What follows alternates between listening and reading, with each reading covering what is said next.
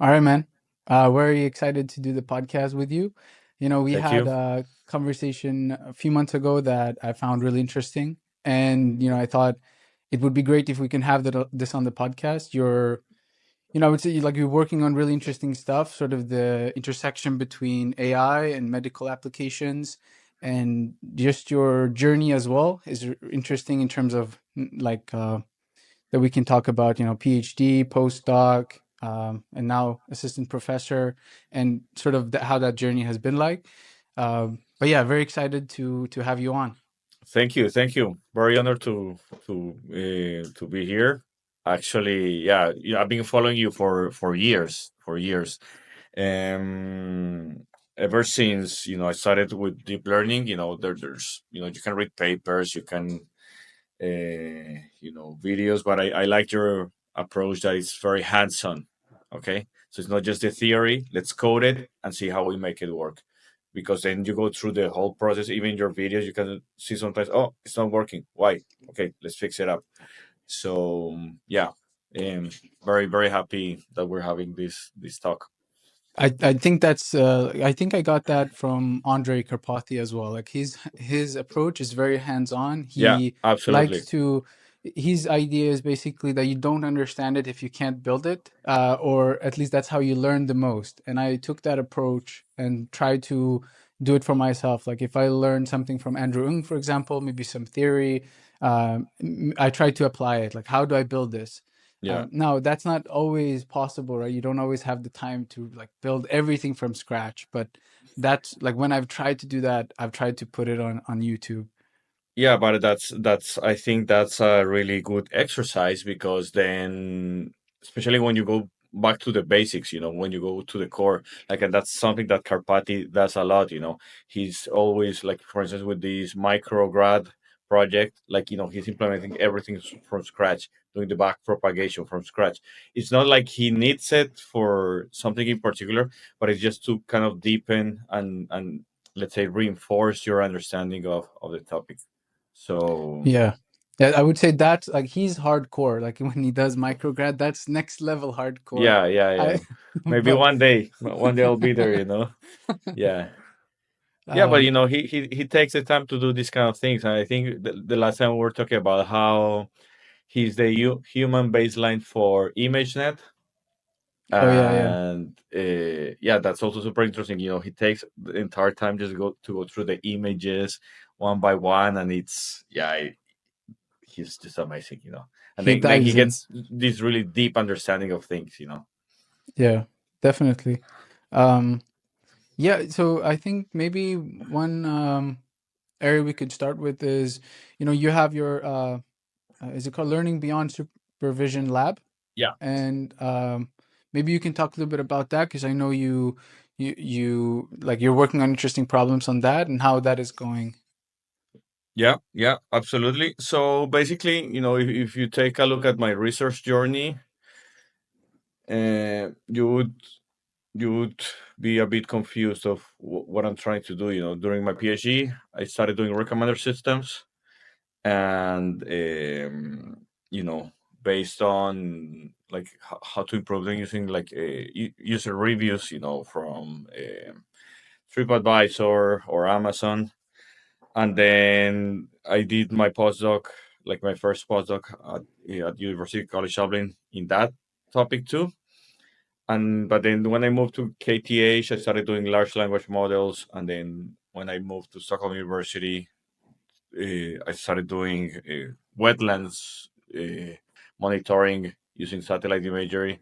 And then when I moved to Karolinska, it was breast cancer, like using digital pathology images to diagnose and uh, breast cancer. And you would think, well, there's nothing common there, right? Like, why are you just jumping all over the place? But actually, there is a thread that it ties everything together, and it's that in all of those projects we didn't have annotated data. So my purpose has always trying to tackle these scenarios where you have maybe a lot of data, but you have no annotations, and you're thinking, okay, what can I do with this? So the name of the lab, it's beyond supervision. It's because you have like unsupervised learning, semi-supervised learning, self-supervised learning, weekly supervised, and I say, okay, maybe I need a name just to encompass all of them. So I said beyond supervision. And while we're trying to, like, we're working uh, with projects that follow like three premises.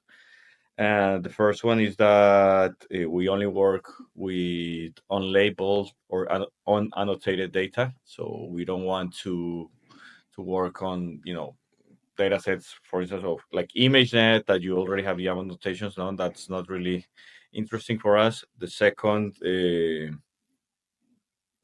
premise or second principle is that we only work with real world data. Again, we're not interested in synthetic data sets or data sets that um, or improving on some existing baseline. No, that's not what we were after. And the third one is that we work. We never work alone. It's always a collaboration between us and someone else. Usually, that someone else is someone who has the problem and the data. So, for instance, we're working on a project, where we map wetlands across Sweden, and we try to detect which ones are deteriorating. But we don't do that just ourselves, but we do it with a hydrologist, a professor at Stockholm University. So he's the expert in wetlands, and he gives us like the insights about the problem. The same thing with the breast cancer project. Like we're working with experts in bioinformatics and with pathologists, and they guide our research. But then there's even like a fourth principle or a fourth premise, and that is that we don't apply existing methods to, let's say, new data, but we actually develop these methods. So we don't take things and apply it. No, no, no. We start exploring, let's say, the intrinsic properties of the data, and we try to improve the models and to tailor the models to that specific problem. So, like, that's something that we managed to do in the wetlands project. We're working with satellite imagery, and the problem with the wetlands is that you cannot really see them, or you can, but you can partially see them with optical sensors. So when you're taking a picture from the sky, you see like the water, but there is a lot of water that you don't see because it's hidden under the vegetation. And so you cannot rely on optical sensors to see if the wetland is degrading or not. You could say, okay, it's the same size since the last few years, but it turns out that under the vegetation, that area has been shrinking a lot. So to overcome that, you can use radar sensors, which they have a way bigger wavelength that it's actually able to penetrate the vegetation, reach the water, and bounce back.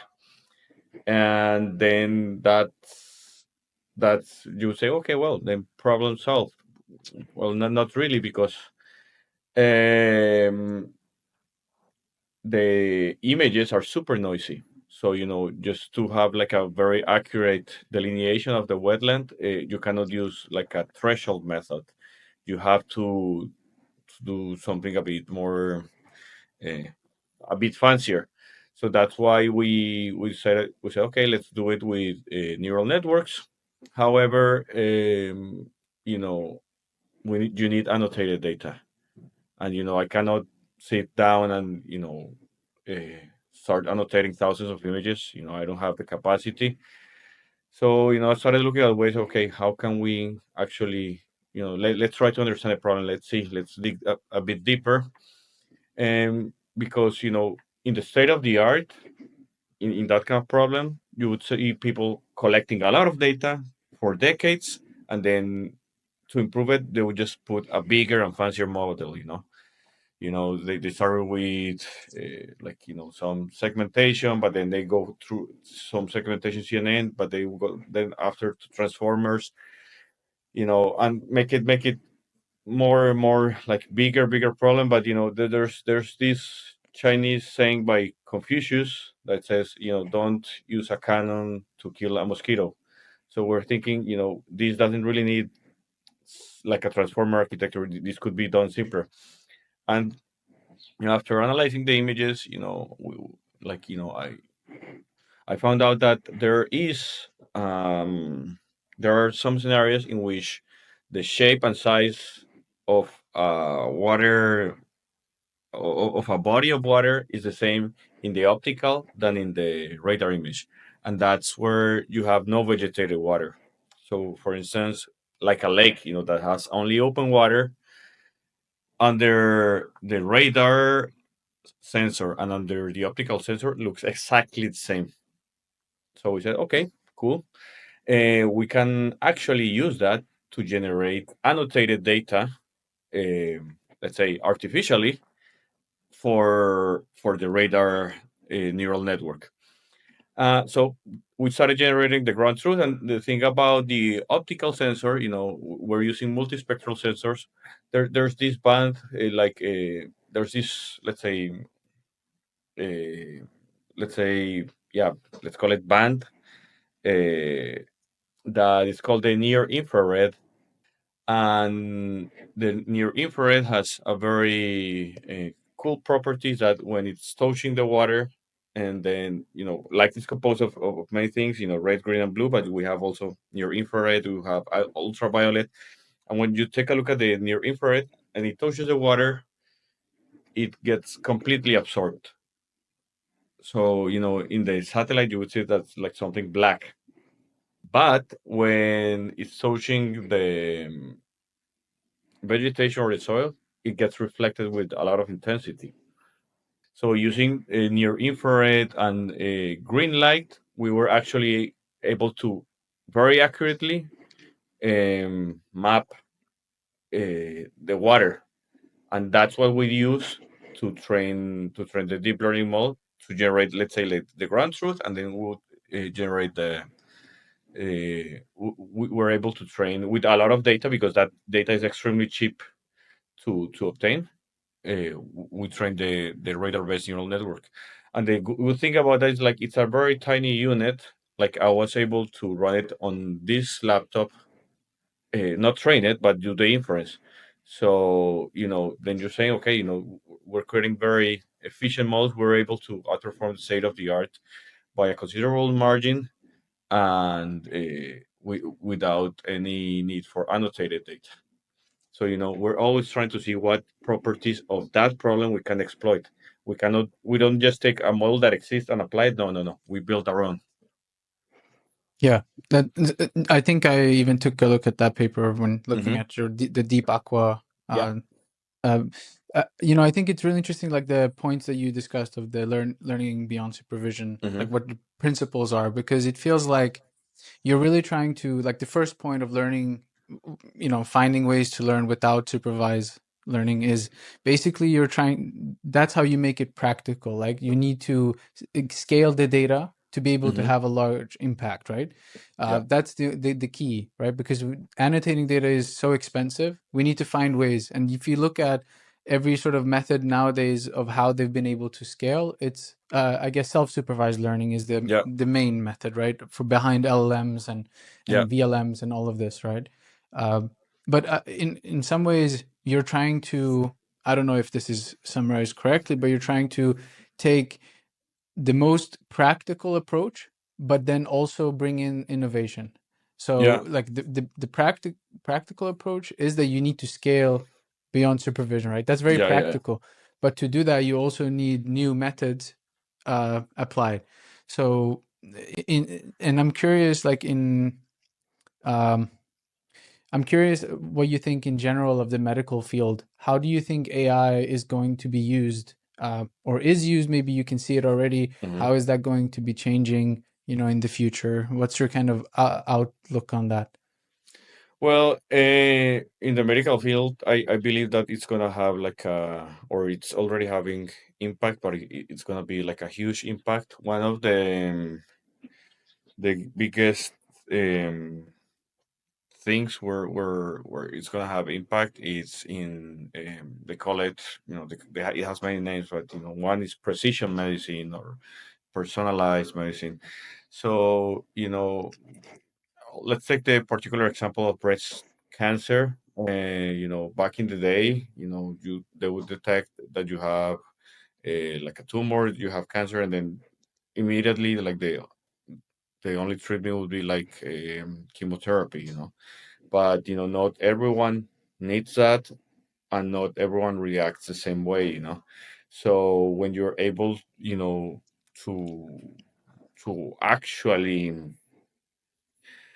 you know let's say, predict treatment response accurately, or seeing which way we can do this, like design a treatment that is specific for you, then we have better chances for you to recover. Also, that comes with, maybe we don't have to send you like a very expensive treatment, which is good for the system, but also maybe you don't have to go through like a very hard treatment like chemotherapy. Maybe that's not necessary, so it's also good for yourself. But then we have to know exactly, based on, your, let's say, specific disease and your specific conditions, how to do that. So it, how to then we use it to like stratify patients. I think that's something that is going to be a huge impact. So can you tell me a little bit, like, what exactly are you trying to, like, let's say for that project, what is the what are you trying to classify and stratify in this case? So, like, to stratify, it's the patients. That not every patient is the same, but maybe we group them into different groups or clusters, and then to each group maybe we would give a specific treatment. So the thing is that, like, nowadays they're developing medications that can attack certain uh, types of cells, or medicine is not my strength. I'm a computer scientist, so here I'm a bit. But these medications can prevent certain types of cells from reproducing, and if you have exactly that type of disease, then we just give you this type of medication. So the main idea is to discover biomarkers, or like to discover characteristics about the specific disease that can lead us to know exactly which treatment is the best one for you. So, and these things we couldn't do before AI times, right? Because many of these biomarkers, they're beyond the capacity of the human eye. So, Oh, that's interesting. Okay, so I've always mhm, kind of thought, like, one, I guess this is also true, but I've thought of sort of AI automating a lot in medicine. So, mhm, like, my idea has always been that, um, l- and that's the reason behind my sort of mhm, health app that I did as a hobby project as well, that I'm mhm, working on the side. Is kind of like, uh, we are today we're kind of driving a machine, like a yeah, car, and we never check for oil filter. So we just drive it until it breaks, and then something is wrong, yeah, and then we need to fix it. But the idea is basically like, if we, and this is what I've been really curious about, is like, how can we uh, track people over time and make sort of detect things early. And I guess this is yeah, also true, right? We would be able to automate it and be able to make it cheaper to be able to detect it yeah, more often, right? And yeah. prevent it. But you're saying that also beyond that, they might even be better than a human because they can detect things that humans cannot. Yes. exactly that. So, just to go to your first point, actually, that's something that has been happening with breast cancer, not because of artificial intelligence, but because of the early screenings. So, breast cancer went to, came to be from a disease that if it got detected, you had very little chance of survival. To right now, it's one of the you have one of the highest chances of survival, and that's because of the early detection, early screenings. So women have to go every certain time and get very early. They start detecting, with images. But here, yeah, it's a bit beyond that. We're trying to discover new things, let's say new clues or new properties about the diseases that can lead to can guide us to make better treatments. So Hmm. yeah. Okay, that's interesting. And like if you look at like you said biomarkers, what Mhm. additional like do you have what kind of how does the data look like in this kind of setting? Well, I mean, one of the things that, like, the data that we have right now in this project, we're only working with the images, nothing else. Okay, so we have pulse light images that are taken from a cancer, like from tumor resections. So if you feel like you have a tumor, they take it out, they slice it super thinly, and they take one of these thin tissues, and they put it on a glass, and they apply some special ink. In this case, like the most common one is called hematoxylin and eosin, and that highlights some special parts of the tissue. So like the cell nuclei would look a bit purple, whereas cytoplasm looks like pink. And that has been used for over 100 years by pathologists to diagnose and to like what's going on there. The like what kind of cancer do you have? Is it going to proliferate a lot or not? So basically, we're only working with images. So not only we have the capability of kind of reproducing the same things as the pathologists do, but we can also discover these new biomarkers. And one of the things is that you can actually this very early stage, but you can actually kind of predict which genes are being expressed in the tissue.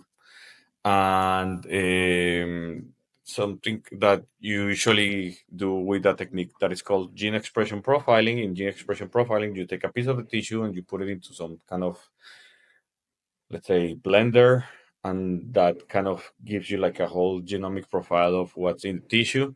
And based on that, it's very accurate, and then you can decide on a treatment.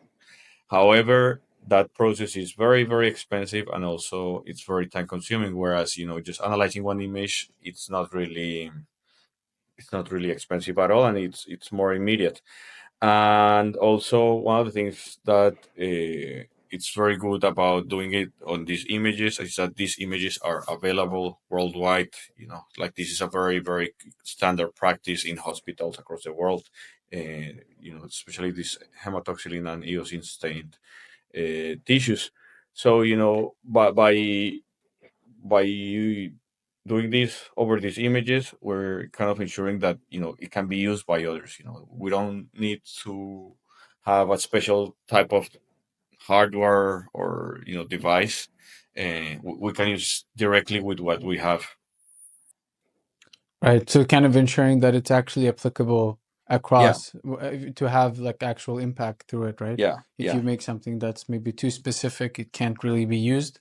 yeah. Um, I mean, yes, because I was having like these kind of conversations with Matthias Ratalainen, who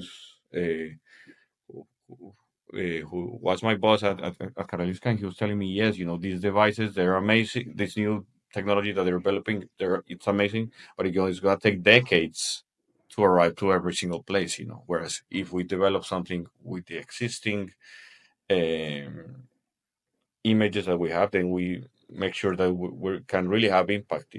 And this can be used, in other countries, but that maybe don't have so many resources.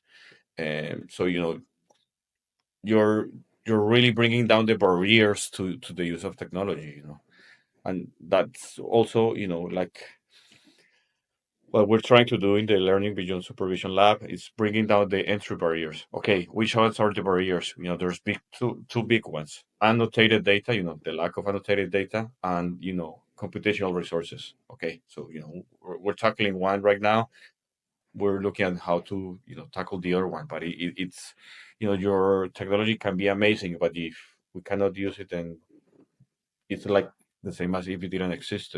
We're Yeah, going after the impact. yeah, that makes total sense. I'm also curious, like with all the developments and all the like, I find it really hard to even keep up pace with AI developments, Impossible. and just machine learning with what's going on. And so but I'm curious, have you?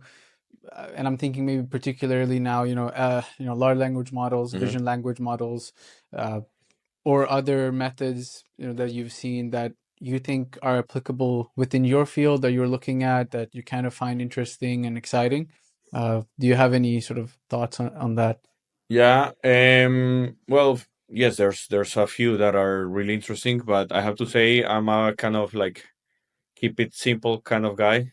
I want Andrew Ng to. kind of Yes, philosophy. yes, yes, yes. Very. If I can make it work with something that is very basic, then I'm happy. So, but yeah, like one of the biggest problems right now is that there's these transformer models, and they're working great, but the amount of data that they need to be trained on and the amount of resources, it's a huge entry barrier. So Yeah, one of the things that we want to do in our next project is to explore alternative architectures and see how far we can get with those. Like there's this Mamba architecture that it has it's shown to be quite fast, or there have been some modification to convolutional neural networks that actually make it perform as good as transformers. And so we want to explore this new type of technology to see, you know do we really need these huge transformers, or can we just maybe sacrifice a little bit the prediction power, but gain a lot in uh, in reducing the training time, because even for us it's a huge bottleneck. I cannot even think how it's going to be in other countries. So in other countries, you might have extremely talented people, but they don't have access to these resources. So whatever technology you have, you know they, they cannot like advance the science that much if we have a huge entry barrier. that makes sense. I think probably, um, many of these companies have a lot of money to be able to invest just in computational resources, right? And it costs a huge amount to build these GPU clusters that Yeah. they're able to train these large language models, etc. And I think, it's difficult for academia or any university to be able to compete in that, right? That's their strength, I would say. Hmm. So I feel like maybe as a researcher you have to kind of look at what are the other paths, because it's very difficult to compete in that area, right, of sort of resources. But one thing I'm thinking is, I don't know, these like many of these vision language models have been pre-trained on a lot of data, but might not be. I don't think the data, medical data, is very sensitive, right? So they've not been Hmm. fine tuned on that much, perhaps. But I'm curious because it does have a lot of sort of world knowledge instilled in the model. I'm curious if you've seen any sort of. I don't think I haven't. I'm not well studied in this area, but have there been any sort of check of how much does it know without any fine tuning? Even is it completely lost, or does it have some idea? How does it perform, etc.? Well, I cannot answer that question specifically, but what I can tell you is that when you pre-train the models using only medical data, you see an improvement in the performance. So there has been a big wave of foundation models that have been trained on digital pathology images, and they're performing much better than the models that were pre-trained, let's say, on ImageNet. So the closer, I think this is one of the principles from machine learning. Andrew is talking a lot about that.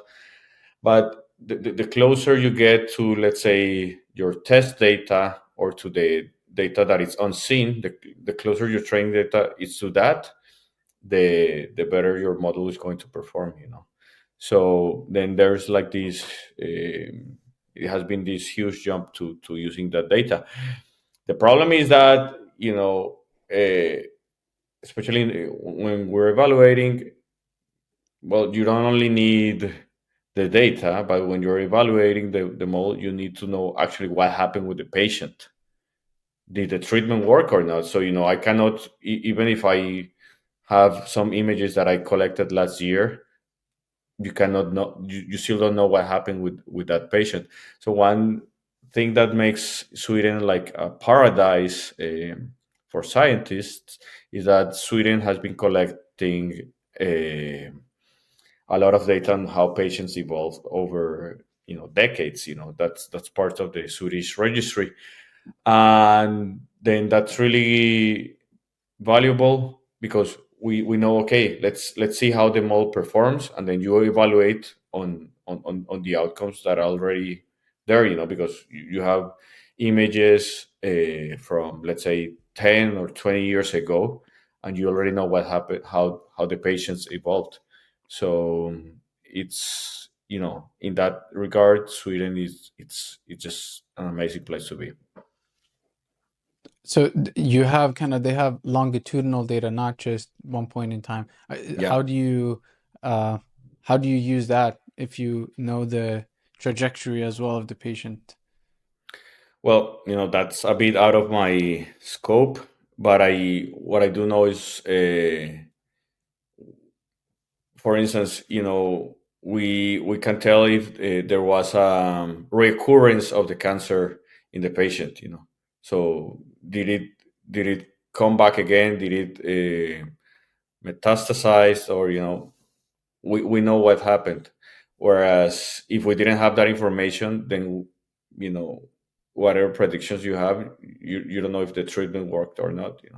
So it's very important, and there are many very very things beyond cancer reoccurrence. There's like survival, but from my understanding, survival it's a bit um, difficult because the patient could have died, but we don't know. It could be cancer, or it could be something else, or sometimes it could be a combination of things. So it's really difficult to know. There are other, let's say, outcomes that are a bit more, that are a bit easier to se- to guide you in, does the treatment work or not. I think probably in medical applications, like causality is super applicable and super difficult Yeah. to know. And that's, I mean, like a field on its own, but I guess there's some overlap with this, right?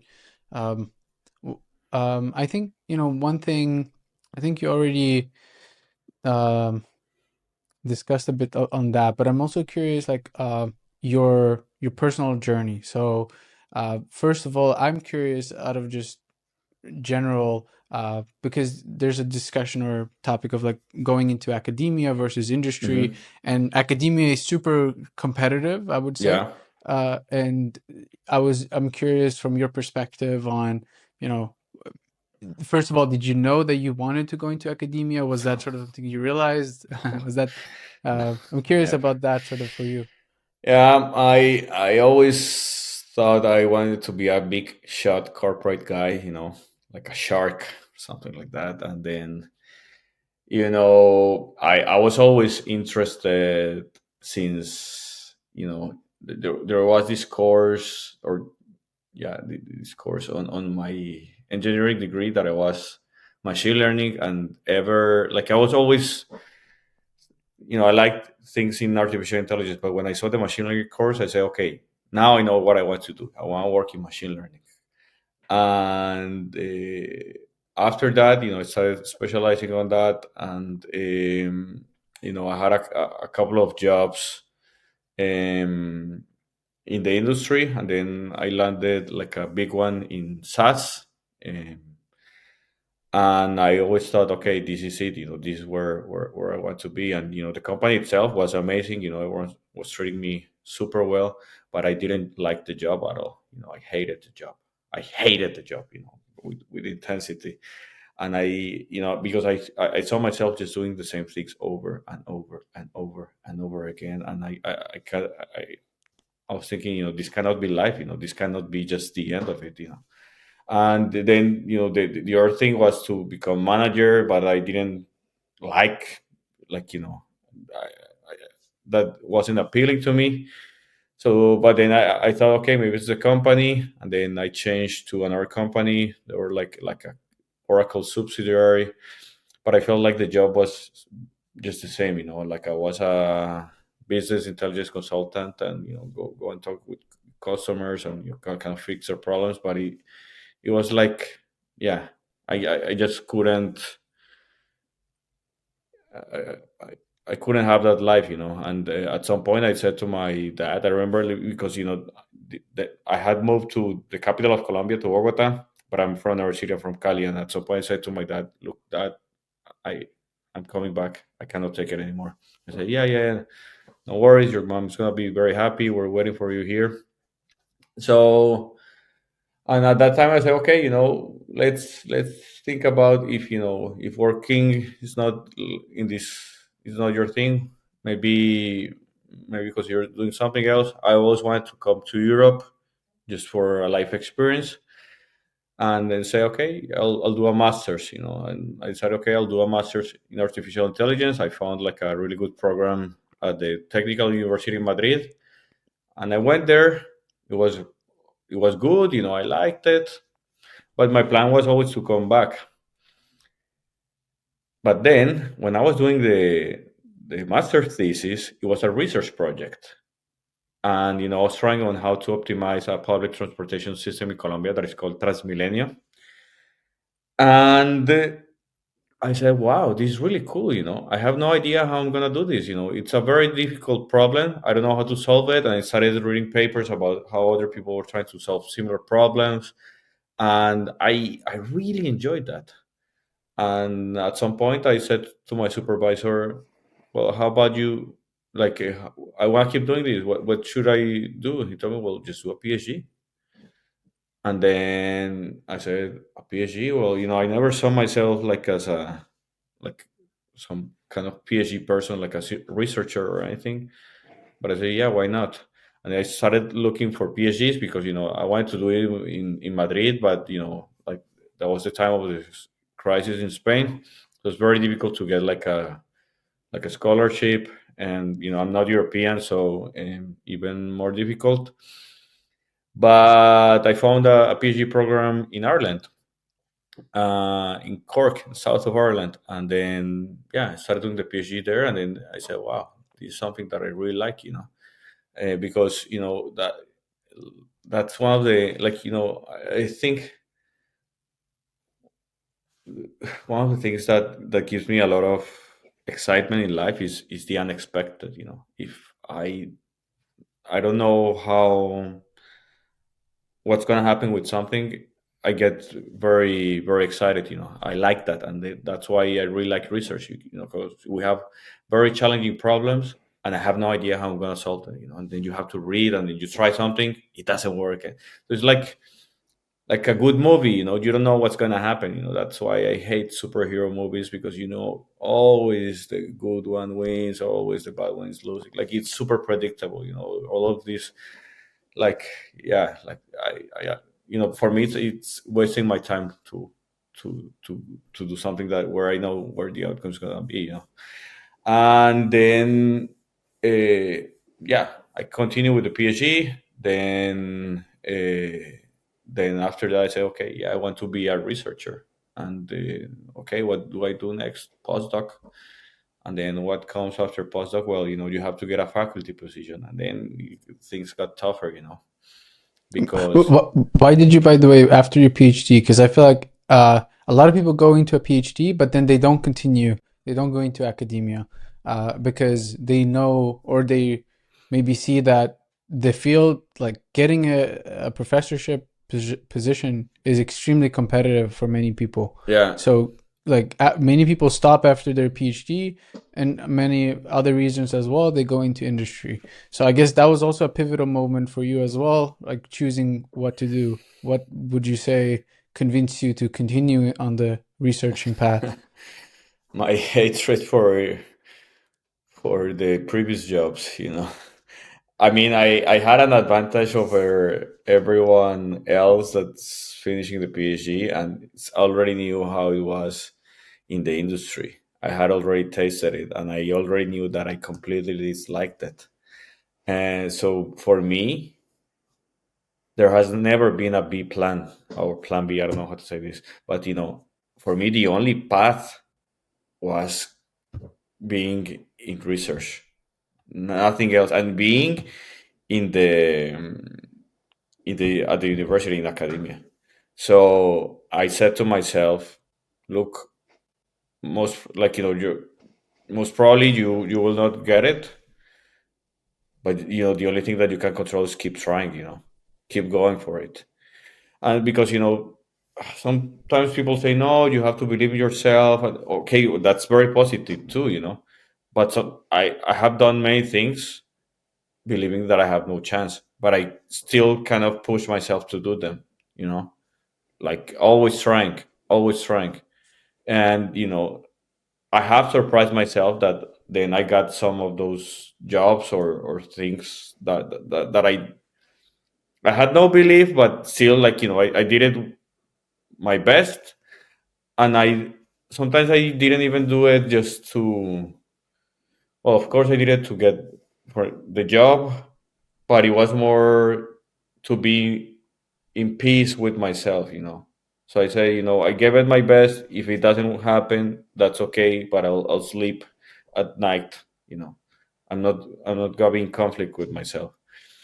And so yeah, like it took me 4 postdocs to finally get a faculty position. But if you had taken me 6 or 7, or I would have pushed as long as I need to push, because I already knew this is something that I like.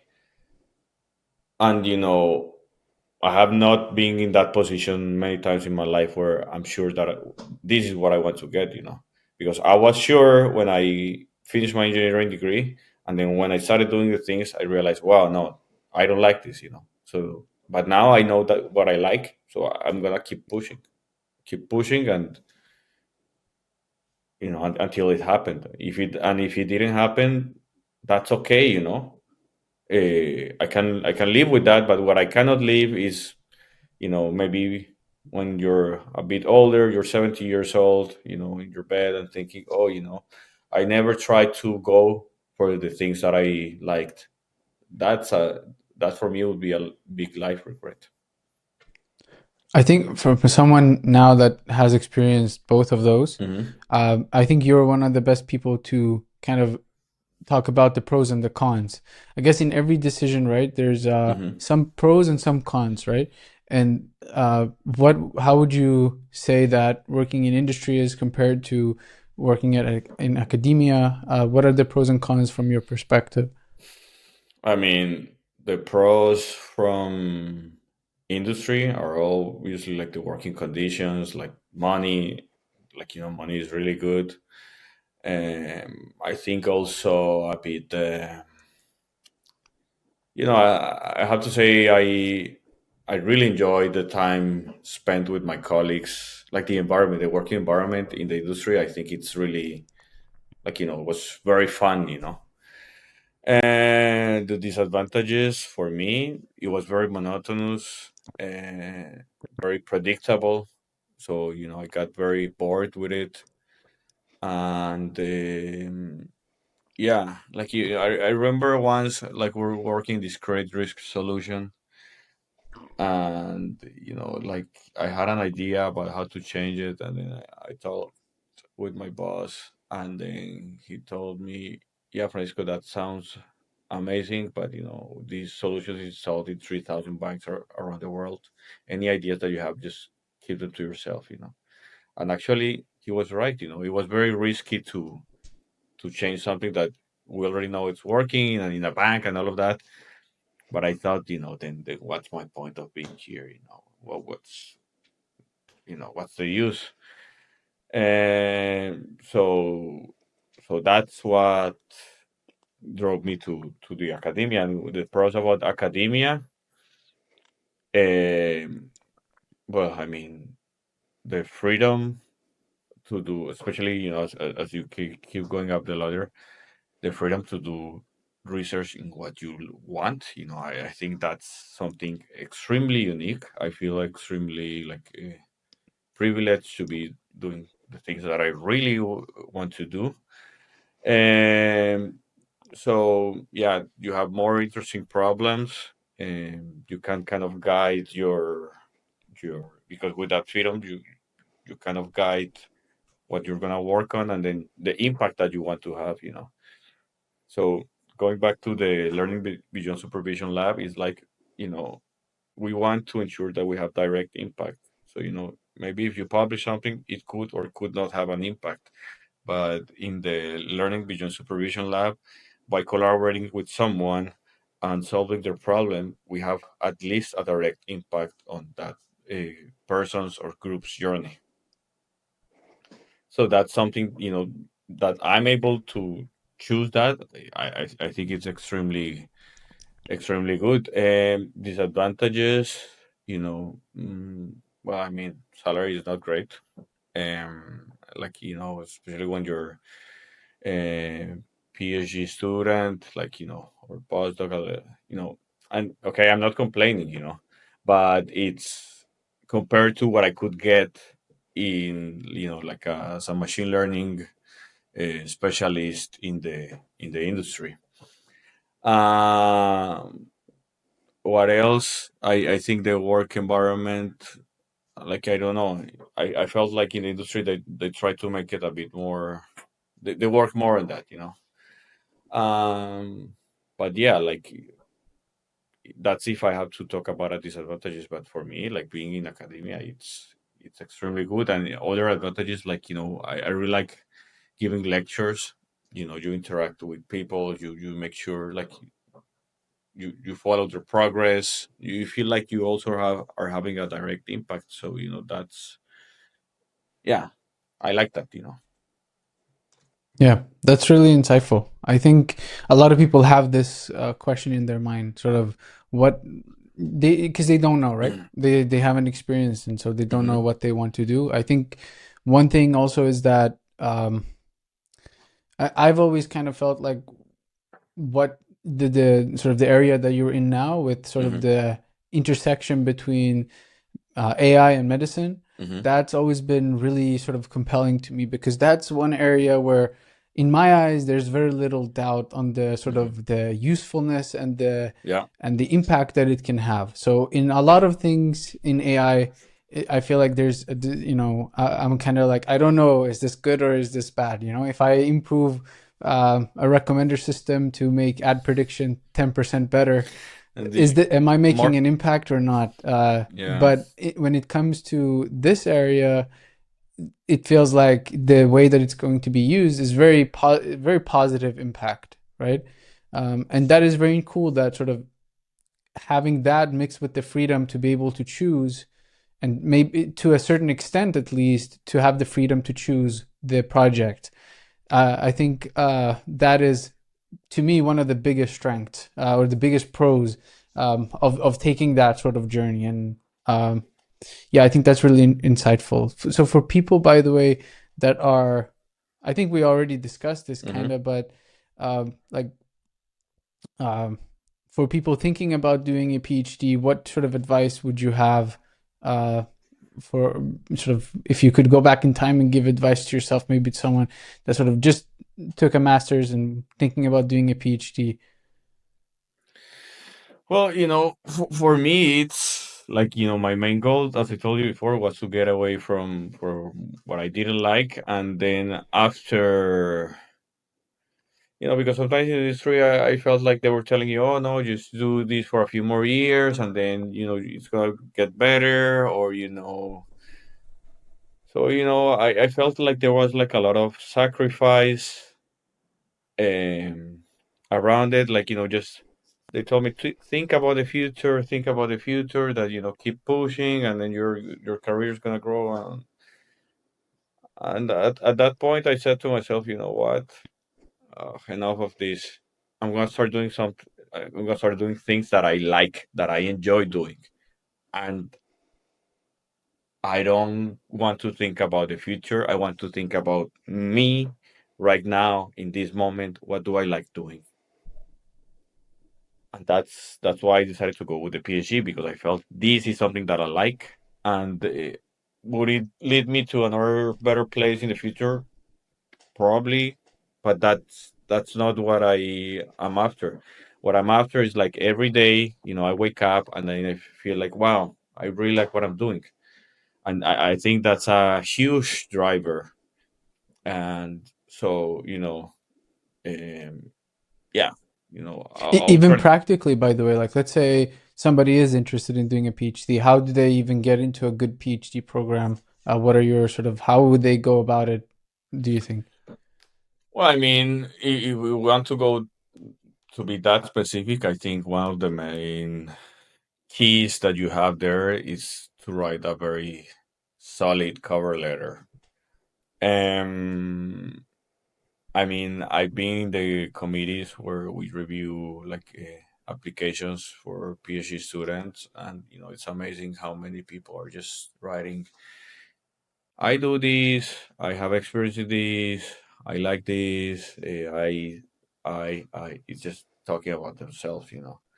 And yeah, very few people talk about the actual project that you're proposing on. So, I think for me, I was able to get maybe positions that I was maybe not the most skillful person, but when I was writing the cover letter, I was never thinking or even talking about myself. I would always think about the problems that the PI has, like the person who would be my boss has. So I say, okay, they have published some papers. I'm gonna go through those papers.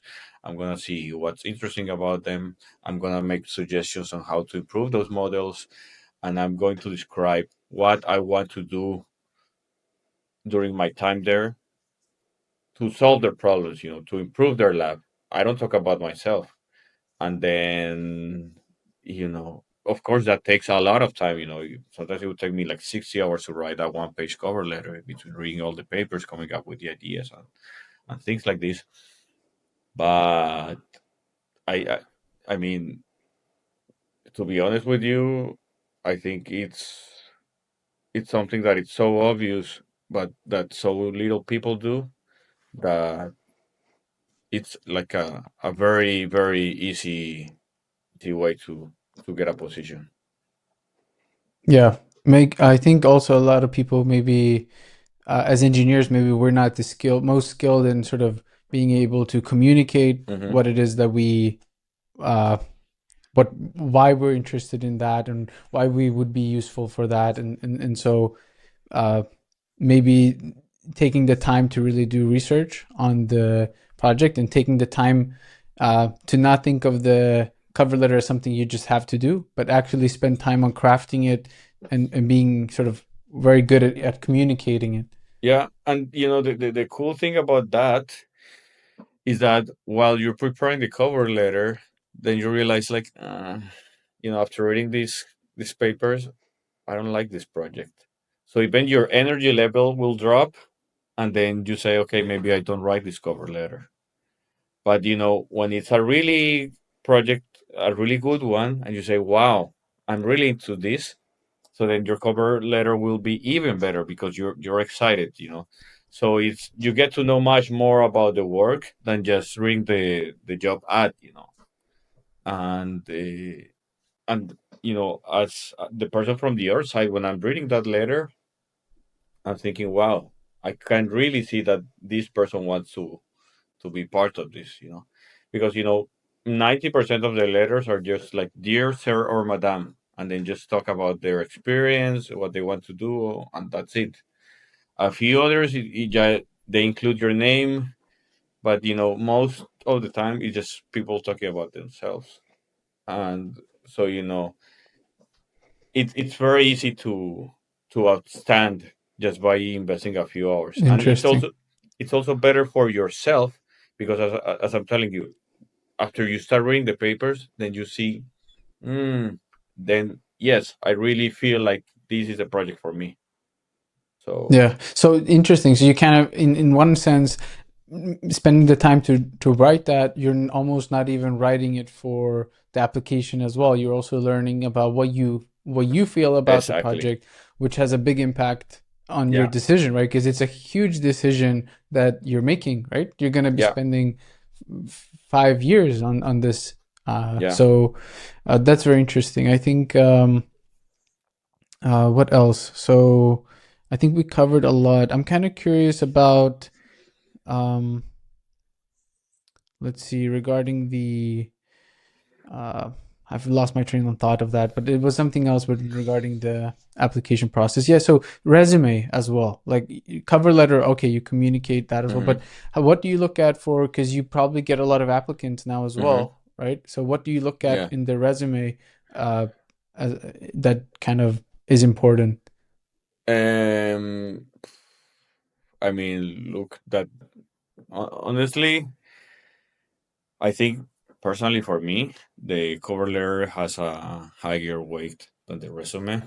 And but in the resume, yeah, I looked at they have some experience in machine learning, that they know how to use the packages.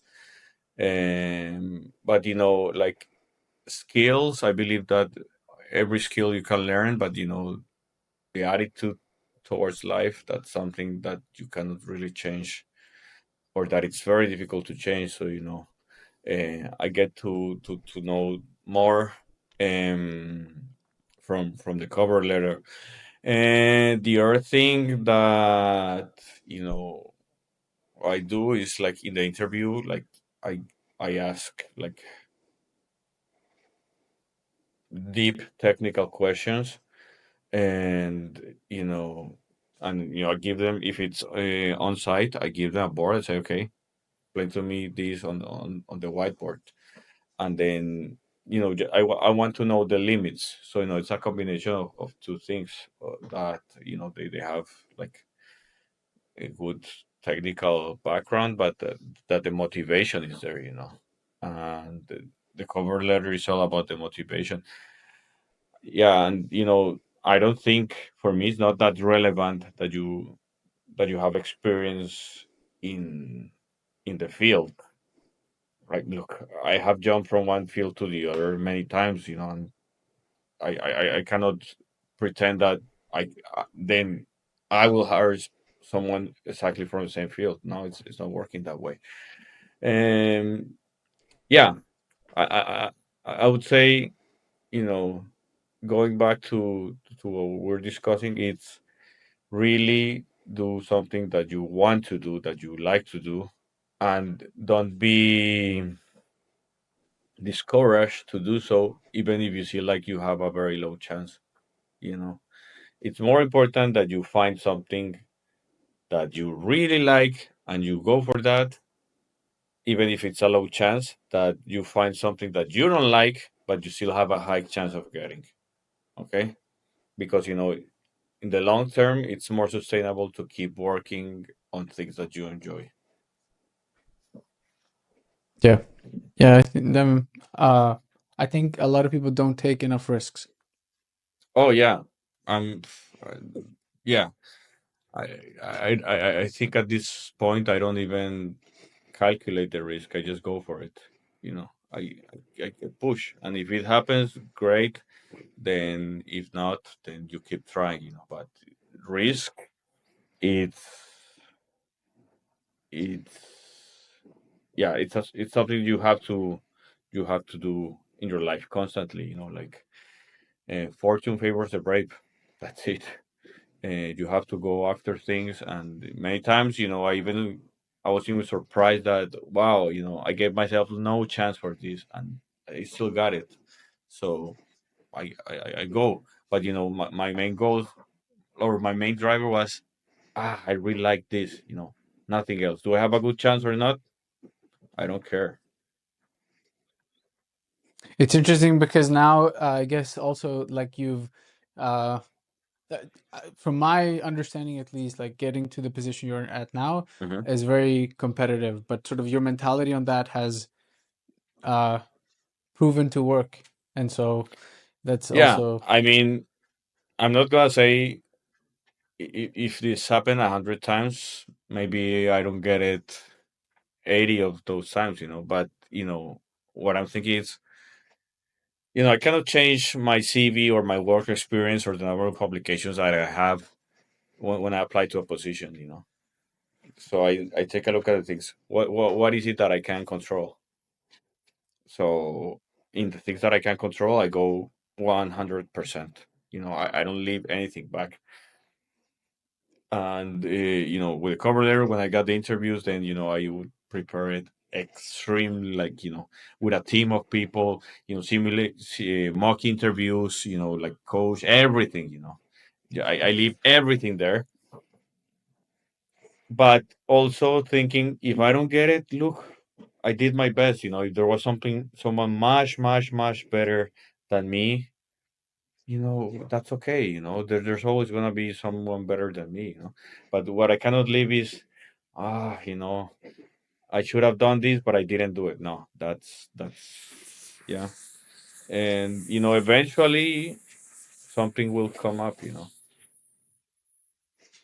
yeah. Francisco, I really enjoyed this conversation. I think we covered a lot of different topics, all from, Yeah. learning beyond supervision labs, the principles of what you're thinking, your projects that we're working on, the intersection of AI and medical, and the journey of, PhD, postdoc to assistant professor. And, I'm very happy that you came on the podcast. So Thank you, thank you so thank you, much. thank you so much, thank you so much. This was a great experience, but now I'm very curious. Now I want to know more about you, my friend. Well, Yeah. I'm lucky that I put this podcast, so I just ask the questions. No Yeah, pressure yeah, on me. yeah, yeah, yeah. We'll flip that, we'll flip that. Yeah, yeah. Give me a chance, I'll get there.